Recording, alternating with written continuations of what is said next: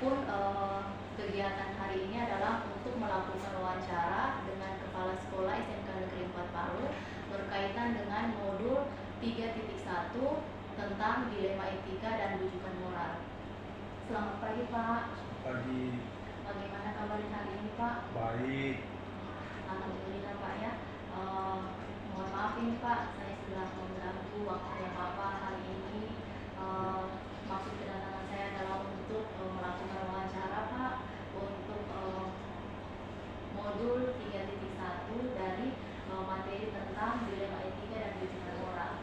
Nah, mungkin pada saat Bapak menjadi kepala sekolah sampai hingga saat ini mungkin ada hal-hal yang biasa Bapak temui berkaitan dengan dilema etika ini. Nah, barangkali Pak, apakah Bapak pernah mengalami atau pernah merasakan dilema etika ini Pak? Iya, terima kasih. Sebenarnya dilema etika ini dalam kehidupan sehari-hari sering kita hadapi. Dimanapun kita beraktivitas, berhubungan, bersosialisasi dengan masyarakat, dengan keluarga atau dengan teman, itu pasti kita akan menghadapi hal dilema etika. Apalagi juga di sekolah dalam berbagai interaksi, berbagai kegiatan, program menghadapi anak-anak siswa yang begitu banyak dan guru-guru juga. Saya pikir semua kepala sekolah pasti dalam menjalankan tugasnya pasti diperhadapkan masalah-masalah dilema etika ini. Iya, baik Pak. Berarti Bapak pernah mengalami dilema etika ini ya? Iya, benar. Kalau boleh tahu Pak, pada kasus apa yang Bapak alami untuk dilema etika ini Pak? Iya, kalau di sekolah itu banyak ya. Dilema etika biasanya kita ketika menghadapi siswa, bagaimana kita menerapkan punishment and reward kepada siswa, dan bagaimana kita mengembangkan program-program untuk siswa, itu pasti kita alami dilema-dilema etika yang terjadi. Demikian halnya juga khusus untuk kita berhadapan dengan dewan guru dan staf tata usaha, itu juga kita akan menghadapi. Sebagai contoh misalnya, kalau untuk guru misalnya, ada satu hal yang mungkin saya kira mungkin juga dialami oleh kepala-kepala sekolah yang lain. Bagaimana kita menerapkan disiplin, ya, sementara di satu sisi guru tersebut mungkin saja kita sangat butuhkan kompetensinya. Ada guru misalnya dia kompetensinya sangat bagus, ya, dan sangat dibutuhkan oleh sekolah kompetensinya itu, sehingga guru-guru lain bahkan siswa juga merasakan dari kompetensi atau keahliannya itu. Tetapi di satu sisi dalam keseharian kedisiplinannya mungkin masih harus ditingkatkan lagi. Nah, disitulah kita atau saya sebagai kepala sekolah kadang mengalami dilema etika itu. Antara kita mau menegakkan aturan atau kedisiplinan terhadap yang bersangkutan, tapi di satu sisi kita takut juga dia tidak mau lagi berkarya atau berinovasi. Nah, disinilah diperlukan kebijakan kepada kita untuk bagaimana kita menerapkan atau berkomunikasi dengan yang bersangkutan agar yang bersangkutan tetap berkarya, berinovasi di dalam lingkungan sekolah, sehingga bermanfaat untuk guru dan siswa, tapi juga yang bersangkutan itu tidak melalaikan kewajiban-kewajiban ataupun aturan-aturan disiplin yang ada di sekolah. Ya baik Pak, berarti di sini ada dilema Pak ya, antara mau menerapkan keadilan, kedisiplinannya itu dengan rasa kasihan mungkin kepada guru itu, kemudian di satu sisi kompetensi dari guru itu sangat dibutuhkan di sekolah ini. Kira-kira Pak, untuk menyelesaikan masalah tersebut itu seperti apa Pak? Iya, biasanya saya ketika menghadapi hal-hal seperti itu, yang paling pertama itu adalah kita melakukan komunikasi-komunikasi yang intens, komunikasi yang produktif, ya, dengan yang bersangkutan, menyampaikan hal-hal atau memuji akan kebersihan yang sudah dia lakukan, sambil kita pelan-pelan kita menyampaikan atau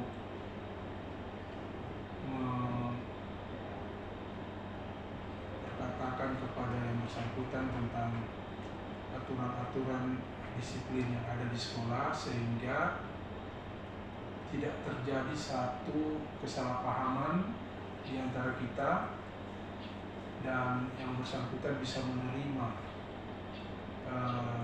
penjelasan-penjelasan yang kita lakukan, ya. Dan kita ikut juga di dalam beberapa kegiatan yang dia lakukan, saya ikut masuk ke dalamnya, sehingga ada kedekatan emosional yang lebih dalam lagi antara pimpinan atau kepala sekolah dengan yang bersangkutan, dengan berharap dengan pergaulan ataupun hubungan yang intens ini, dia bisa lebih memahami juga akan atau menghargai juga kedudukan seorang kepala sekolah dalam melaksanakan tugas-tugasnya di sekolah. Ya, baik Pak. Berarti penyelesaiannya itu melalui komunikasi yang intensif, kemudian menyampaikan hal-hal yang berkaitan dengan keberhasilannya, mungkin pengakuan akan keberhasilannya selama ini, kemudian menyampaikan aturan-aturan yang berlaku Pak ya, kemudian ikut juga terlibat di dalam kegiatan-kegiatan yang dia buat di sekolah. Iya, baik Pak. Kira-kira Pak, dari langkah-langkah yang sudah Bapak lakukan itu, kira-kira itu sudah efektif selama ini Bapak lakukan, atau ada lagi yang lainnya Pak? Iya, saya menganggap itu efektif. Kenapa? Saya melihat dia terus di dalam inovasinya, dan dari segi penerapan atau pelaksanaan disiplin-disiplin, saya lihat dalam batasan-batasannya ini masih tetap dia lakukan, dan memang kita tetap perlu sabar di dalam menanti perubahan-perubahan itu, karena kita tidak bisa berharap drastis langsung berubah, karena di dalam pemahaman yang kita tanamkan bisa saja ada faktor-faktor lain yang kita belum tahu tentang kondisi mengapa dia belum melakukan itu. Jadi juga kita perlu mencermati, mempelajari tentang pribadi yang bersangkutan itu. Iya, baik Pak. Berarti langkah-langkah tadi memang sudah efektif selama ini Bapak lakukan. Cuman memang perlu kesabaran Pak ya, untuk bisa seseorang itu bisa berubah. Ya. Karena tidak mungkin perubahan itu secara drastis Pak ya. Baik Pak, untuk yang pertanyaan selanjutnya, kira-kira adakah kendala-kendala atau hambatan yang Bapak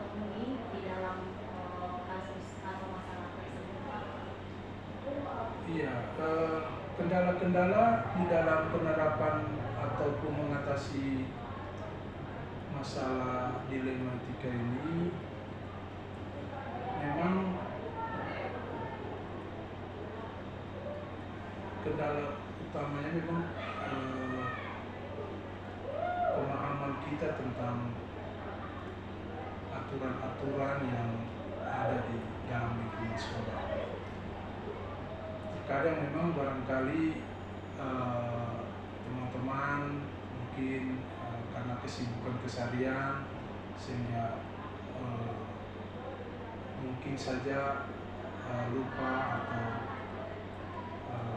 lalai di dalam pemahaman-pemahaman lebih detail terhadap aturan-aturan itu, sehingga ya terkadang tanpa disadari mereka sudah menyalahi misalnya aturan-aturan itu. Makanya memang penting juga di dalam kita berkomunikasi, apakah itu melalui rapat, itu selalu kita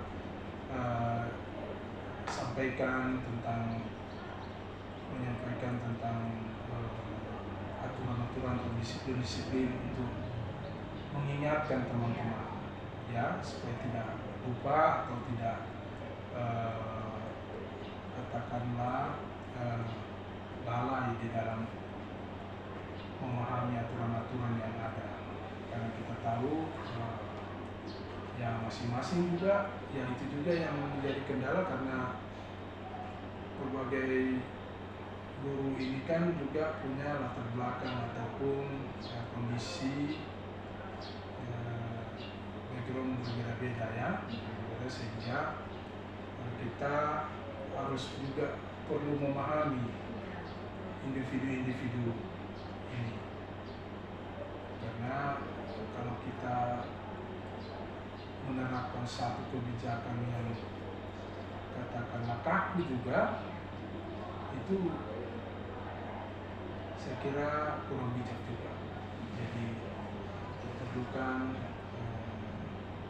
pemahaman juga kepada kita di dalam melihat kondisi dari masing-masing latar belakang guru kita yang ada. Baik Pak, berarti memang penting sekali Pak ya untuk selalu mengingatkan berkaitan dengan kedisiplinan di sekolah, dalam kerja, karena memang setiap orang itu kan berbeda-beda latar belakangnya Pak ya. Jadi kalau saya memahami dari penjelasannya Bapak itu tidak perlu jangan bosan-bosan untuk mengingatkan, mungkin dalam setiap pertemuan atau dalam bincang-bincang sama seperti itu. Iya, baik Pak.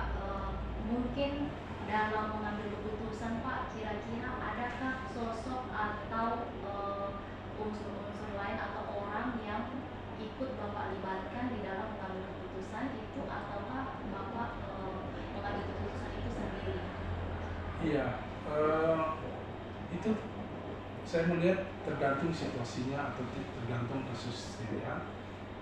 Dalam beberapa kasus memang saya melibatkan, misalnya saya pandang dari guru, misalnya saya perlu katakanlah memerlukan pendapat dari guru-guru yang lebih senior, biasanya saya memanggil guru-guru yang senior dalam menghadapi suatu masalah tertentu.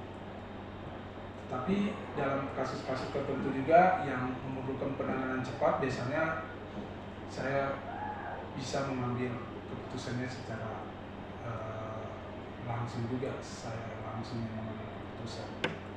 Tapi memang banyak itu saya meminta masukan-masukan tergantung dari kasus yang dihadapi, sehingga saya dengan harapan masukan-masukan yang ada itu bisa menambahkan kepada saya wawasan untuk saya mengambil suatu keputusan yang paling tepat untuk mengatasi masalah tersebut di sekolah ini.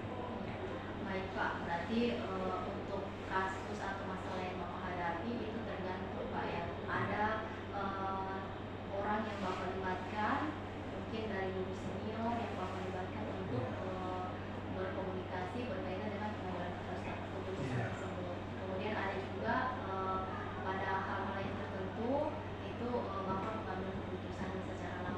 Iya, iya. Baik Pak, untuk yang selanjutnya kira-kira dari perbincangan kita hari ini tentang dilema etika dan dukungan moral ini, kira-kira pelajaran apa yang bisa kita petik Pak untuk kedepannya nanti? Iya, saya kira materi ini sangat bagus, sangat baik untuk diingatkan kembali kepada kita sebagai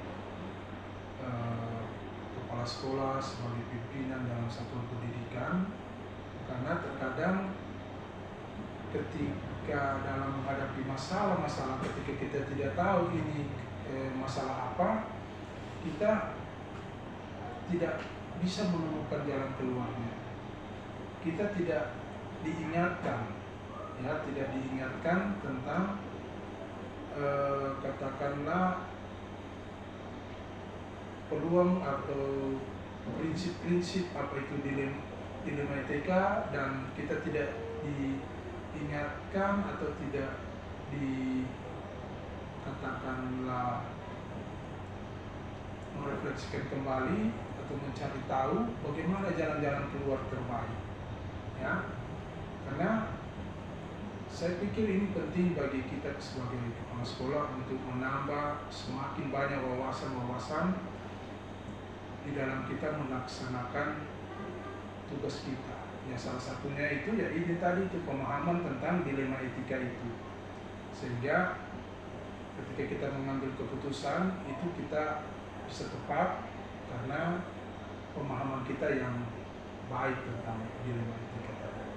Iya, baik Pak. Berarti dilema etika ini memang sering terjadi di setiap sekolah untuk setiap kepala sekolah. Kemudian penting sekali juga untuk bisa memahami bagaimana cara mengambil keputusan tersebut dengan tidak merugikan orang lain. Ya.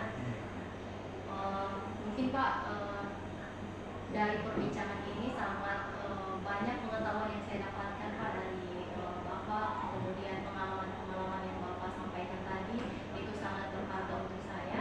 Dan kalau kita mau terus dalam percakapan ini tidak akan habis-habis Iya. Pak. Makanya itu saya sangat berterima kasih sekali Pak untuk waktunya Bapak hari ini yang sudah meluangkan waktu sharing praktik baiknya berkaitan dengan kasus atau masalah yang berkaitan dengan dilema etika. Nah, untuk hari ini Pak, wawancara hari ini mungkin bisa berlanjut untuk kedepannya. Mungkin di lain waktu saya bisa datang lagi Pak untuk berbincang lagi dengan Bapak. Dan terima kasih banyak Pak sekali lagi Pak. Dan saya pamit Pak. Selamat pagi Pak. Selamat pagi. Dan selamat siang. Saya Marlina Lapalutu, calon guru penggerak angkatan 9 dari SMK Negeri 3 Palu. Saat ini saya sudah berada di ruang kepala sekolah SMK Negeri 3 Palu, di mana saya akan melakukan wawancara dengan kepala sekolah SMK Negeri 3 Palu. Selamat siang Pak. Selamat siang Bu. Bagaimana kabarnya hari ini Pak? Kabar baik, dan bagaimana juga Ibu kondisinya? Alhamdulillah Pak, baik. Baik, alhamdulillah. Ya, mohon maaf ini Pak, Ya. saya sudah mengganggu waktunya Bapak untuk hari ini. Saya akan melakukan wawancara Pak berkaitan dengan modul 3.1 tentang dilema etika dan dukungan moral. Nah, ada beberapa Pak pertanyaan yang ingin saya ajukan selaku Bapak sebagai kepala sekolah di sekolah ini, SMK Negeri 3 Palu Pak. Yang pertama mungkin berkaitan dengan dilema etika, apakah Bapak pernah mengalami atau merasakan dilema etika Pak selama Bapak menjadi kepala sekolah? Terima kasih. Sebelum saya jawab pertanyaan, saya mengapresiasi bahwa judul yang diambil ini sangat baik sekali, berkaitan dengan etika dan moral. Memang perlu sekali harus dimunculkan di permukaan dunia pendidikan, karena etika dan moral itu kita sekarang ini sudah krisis. Terima kasih. Coba diulangi pertanyaannya supaya saya bisa jawab dengan baik. Iya, baik Pak. Berarti Bapak pernah mengalami atau merasakan dilema etika Pak selama Bapak menjadi kepala sekolah selama ini? Pernah Pak? Pernah. Iya. Pernah. Ya, kalau boleh tahu Pak, kira-kira pada kasus apa Bapak merasa memahami dilema etika ini, Pak? Ya, yang pertama salah satunya dilema etika itu, pertama saya masuk di sini, Ya. saya menerapkan disiplin. Kemudian saya menyampaikan, menserukan kepada seluruh anak-anak, malah anak-anak itu berteriak, wuh. Nah, itu berarti satu etika, Ya. etika yang sangat dilema etika. Nah, saya ternyata anak-anak itu teriak sekali, 2 kali saya belum, ketiga kalinya saya kunjungi. Ya. Setelah saya kunjungi, saya sampaikan bahwa apa yang Anda lakukan itu adalah etika yang kurang bagus. Itu salah satu dilema etika. Kemudian anak-anak itu saya ajak berdialog, saya ajak ke BP, kemudian disampaikan bahwa hal-hal yang seperti itu harus dilakukan suatu perubahan. Nah, ternyata dengan pendekatan seperti itu, semua anak-anak itu sudah tidak pernah teriak-teriak, tidak pernah lagi ngobrol-ngobrol banyak, tidak lagi teriak-teriak, sehingga itu salah satu yang saya gunakan seperti itu. Jadi pendekatan secara persuasif kepada anak ini perlu sekali. Ya, Gitu. baik, Pak. Baik. Kira-kira Pak masih ada lagi mungkin kasus lain Pak yang Bapak rasakan untuk dilema etika ini? Karena kan untuk dilema etika ini banyak paradigmanya Pak. Salah satunya ada rasa kebenaran, rasa keadilan lawan rasa kasihan. Mungkin ada contoh kasusnya Pak untuk yang rasa keadilan lawan rasa kasihan. Iya. Mungkin dari tenaga pendidiknya mungkin Pak. Iya. Kalau dari itu siswa juga pernah saya lakukan, ternyata ini siswa kenapa di luar? Iya. Setelah saya tanya, dia tidak mampu membeli pakaian seragam karena dia tinggal di tempat pembinaan anak, yaitu panti asuhan. Iya. Setelah kita wawancara, ternyata beliau itu tidak bisa membeli pakaian. Iya. Maka kita mengambil ini, kita lakukan wawancara dengan bagus. Ternyata memang tidak mampu, maka kita sekolah harus membantu melakukan pengadaan itu, sehingga anak itu bisa sekolah bagus. Dan alhamdulillah sekarang sudah kelas 12 melaksanakan PKL salah satu. Iya. Kemudian dari sisi guru, saya guru juga tentang bujukan moral ini seperti ini.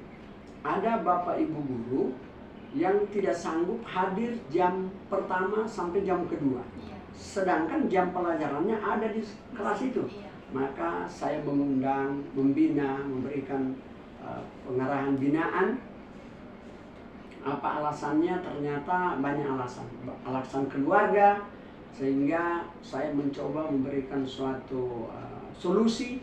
Coba dipikirkan ibu, dan beliau belum bersertifikasi. Iya. Nah, makanya ibu ini mengambil suatu, bagaimana Pak kalau saya beralih dari tenaga pendidik ke tenaga kependidikan. Nah, tapi saya sampaikan bahwa ibu harus berpikir dan diskusi, musyawarah dengan suami, dengan keluarga, dengan teman. Kalau itu sudah jalan terbaik, silakan ibu membuat permohonan untuk beralih itu. Nah, dengan ditandai metrai, ada metrainya, metrai 10.000, sehingga beberapa bulan kemudian dia menghadirkan itu usulannya, maka kita proses. Nah, sehingga guru ini tetap menjalankan tugasnya di lingkungan pendidikan, tetapi dia hanya alih fungsi, yang fungsinya jadi dari tenaga pendidik menjadi tenaga kependidikan. Itu salah satu. Baik Pak, berarti untuk langkah-langkah yang Bapak lakukan tadi itu menurut Bapak kira-kira sudah efektif Bapak lakukan selama ini? Iya, saya rasa efektif karena keputusan-keputusan itu tidak harus saya ambil sendiri.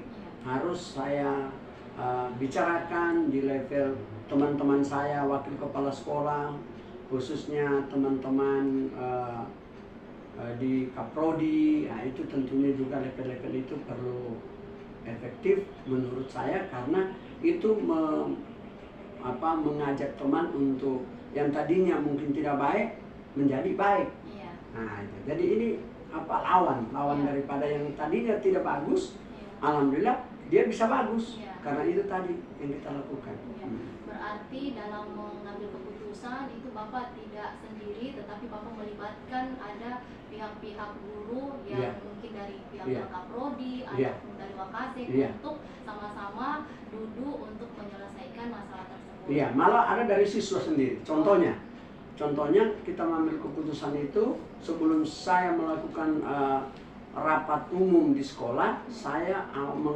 mengevaluasi dulu, melihat dan mengambil data-data. Contohnya, kita di sini ada baju anak-anak itu ada 5, yaitu putih abu-abu, kemudian baju pramuka, kemudian baju Batik. para praktek, baju batik, dan baju olahraga. Iya. Sedangkan 5 hari kerja, Iya.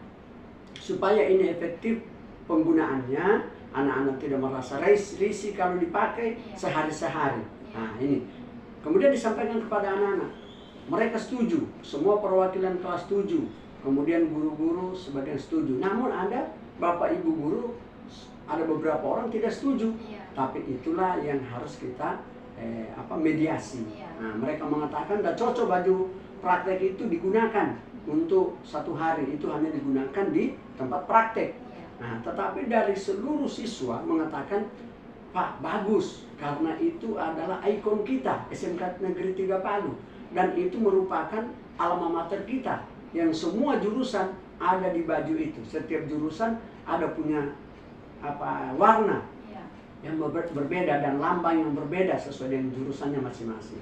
Dan ini kita berlakukan, siswa senang, orang tua juga senang. Ternyata itulah hal yang perlu kita lakukan seperti di SMK Negeri 3 Palu.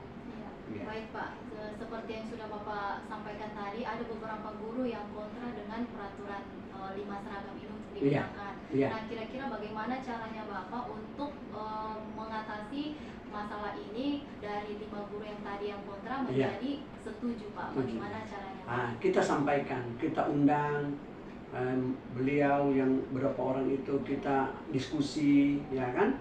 Nah, ternyata setelah kita diskusi, kita berikan pemahaman bahwa efektifnya anak-anak pakaian itu supaya tidak risih, kemudian anak-anak ini juga ada merasa bangga dengan dia punya ikon. Iya. Nah, ternyata mereka salut. Sampai sekarang berjalan dengan lancar, dengan bagus. Nah, ya. Pak, untuk wawancara kita hari ini Pak, banyak pengalaman, pengetahuan yang saya dapatkan. Iya. Kira-kira Pak, menurut Bapak apa pelajaran yang bisa dipetik dari wawancara kita hari ini Pak? Saya dari hasil wawancara ini, tentunya saya petik itu bahwa apa yang kita lakukan di sekolah itu adalah merupakan satu praktek-praktek baik, kemudian elemen-elemen etika yang kita tingkatkan, kemudian elemen-elemen moral kita tingkatkan, dan yang kita ambil nanti, Ibu selaku guru penggerak tentunya akan menyampaikan baik secara video atau secara modul atau secara tulisan karya ilmiah. Ibu akan ungkapkan di dalam PMM nantinya, mungkin dalam aplikasi lainnya. Nah, mungkin itu akan menjadi gambaran semua sekolah-sekolah yang ada di seluruh Indonesia. Namun kalau ada kekurangan mungkin nanti tinggal akan dibenahi. Karena setiap manusia itu tidak ada kesempurnaan. Nah, tetapi kita harus mendekati di dalam sisi kesempurnaan. Saya rasa manfaatnya besar sekali. Karena berbicara etika dan moral itu yang perlu harus diangkat di permukaan pendidikan. Saya rasa itu. Ya, baik Pak, Iya. saya berterima kasih banyak Iya. kepada Bapak yang sudah memberikan luang waktunya untuk wawancara hari ini. Banyak pengetahuan Pak yang saya bisa dapatkan dari Iya. Bapak selaku kepala sekolah. Iya. Mungkin di pertemuan berikutnya, di obrolan berikutnya mungkin bisa kita lanjut lagi untuk percakapan ini Pak. Iya. Untuk hari ini kalau kita mau lanjut terus, ini tidak akan ada habis-habisnya Iya. Pak. Iya. Jadi mungkin seperti itu saja. Iya. Saya ucapkan terima kasih sekali Pak, dan saya mohon pamit Pak. Iya. Saya Oke. Assalamualaikum Pak. Waalaikumsalam warahmatullahi wabarakatuh.